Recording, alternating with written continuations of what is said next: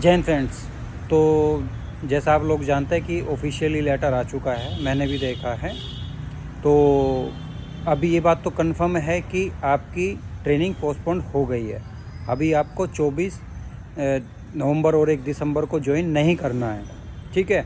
और कब तक नहीं करना है तो ये कह पाना मुश्किल है, ठीक है। तो नेक्स्ट फर्दर ऑर्डर तक आपको होल्ड पर ही रहना है, ठीक है।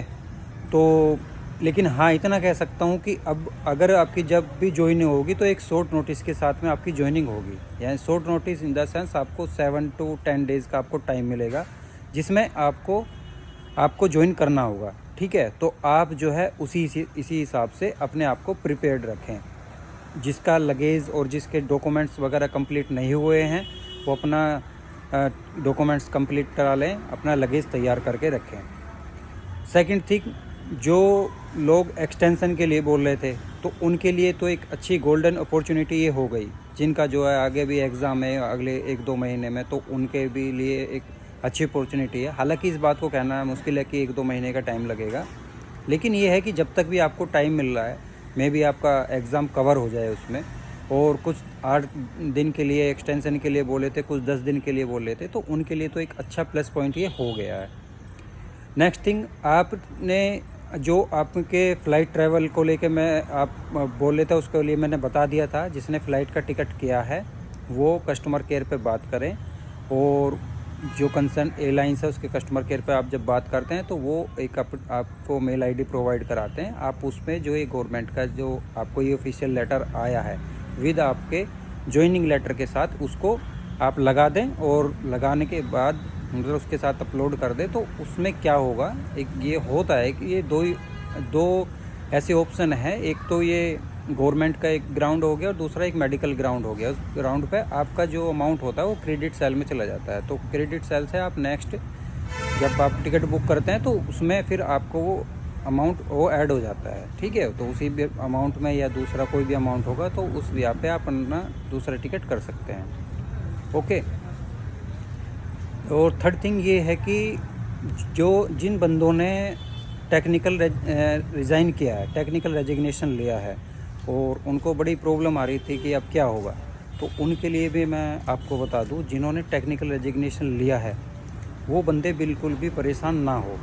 टेक्निकल रेजिग्नेशन में रूल ये होता है, अगर आपने टेक्निकल रेजिग्नेशन लिया है तो आप अपने डिपार्टमेंट को रिजॉइन कर सकते हैं। उसमें क्या है, नो वर्क नो पे कंसिडर किया जाता है। उस पॉइंट के आधार पर आपको रिजॉइनिंग आपको मिल जाती है, ओके। तो उसमें क्या है कि उसमें ये कोई टर्म्स एंड कंडीशन नहीं कि प्रोबेशन पीरियड कंप्लीट हुआ है नहीं है, क्योंकि एक आप टर्म्स के साथ में आपने रिज़ाइन किया है। तो जब आप जो है ज्वाइन करेंगे तो एक एप्लीकेशन लिखेंगे विद ये ऑफिशियल लेटर एंड जो आपका ज्वाइनिंग लेटर था, ये आप डॉक्यूमेंट्स के साथ में आप रिजॉइन की एप्लीकेशन डालेंगे तो आपको रिजॉइनिंग मिल जाएगी। आपका ना तो उसमें लीव कटेगी, आपको सिर्फ नो वर्क नो पे कंसिडर किया जाएगा, ओके। यानी कि इस पीरियड के बीच की आपको कोई सैलरी या मतलब कोई पैसा नहीं मिलेगा। हाँ, हो सकता है इनिशियल पे आपको ज्वाइन करना पड़े। तो ये कंडीशन थी जिन्होंने टेक्निकल रिज़ाइन लिया है, तो उनको घबराने की बिल्कुल भी ज़रूरत नहीं है। आपको लग रहा है कि ज्वाइन कर लेना चाहिए दोबारा, तो आप ज्वाइन कर सकते हैं। और वेट करना चाहे तो आप थोड़ा बहुत वेट भी कर सकते हैं।